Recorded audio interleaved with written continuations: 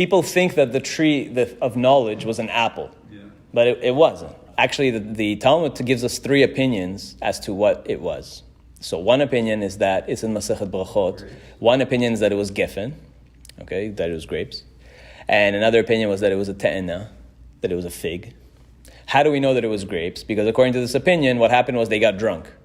And that's why they made the sin.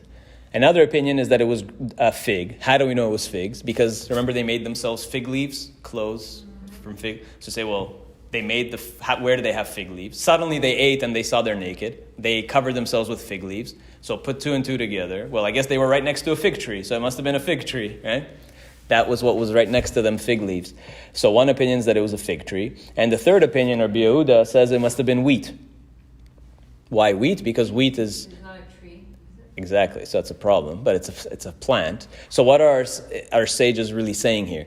Of course, it wasn't any of these, because it was a unique tree. What our sages are really saying, the secret of this passage, is that it was all three, that it was a unique tree with qualities of all three of these things. So a quality of grape, of like that wine quality of being alcoholic, being intoxicating, and the quality of figs, which has its own meaning of figs is associated with kind of fertility, reproduction, and something very sensual, and also like wheat, because wheat is associated with human civilization. We talked about that before, like Shavuot, the wheat harvest, remember we said how like barley was animal food and wheat is human food. Like only humans can make bread, can thresh and winnow and make flour and produce. Making bread is a complex process and requires a human intellect. And that's what Rabbi Yehuda is saying, that wheat is human food. It requires civilization. And Adam and Eve are the birth of civilization.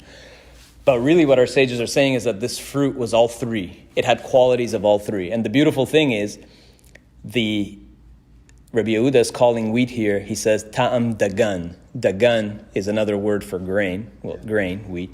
So if you put the words together, grapes are anavim. Right? Anavim with an ayin.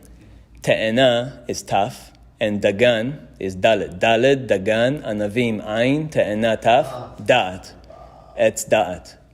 Right? The tree of knowledge, da'at. Why is it da'at? Dalet, ayin, taf, dagan, anavim, te'ena. That had qualities of these three things. Beautiful. But it was a unique tree. It wasn't an apple. So where did the apple thing really come from? I mean, one explanation is that it came from Latin, because the word malice, like the word apple, sounds like the word evil, but that's not a Jewish explanation.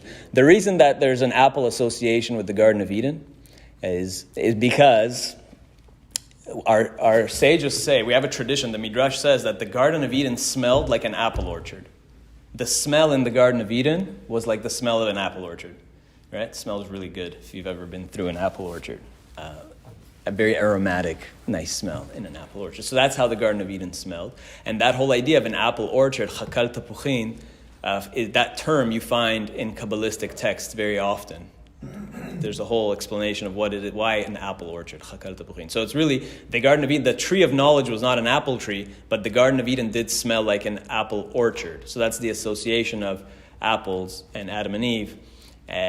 And so that's the connection also to Rosh Hashanah, which is the creation of Adam and Eve, and a connection back to remember so that's to answer that question. What is the Torah telling us to remember?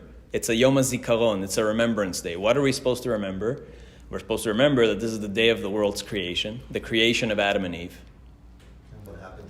And what happened to them. And they were judged, right? They ate from the fruit on Rosh Hashanah, and they were judged on that day. And therefore, henceforth, this is a judgment day, actually for all mankind, not just for Israel. All mankind is judged on Rosh Hashanah.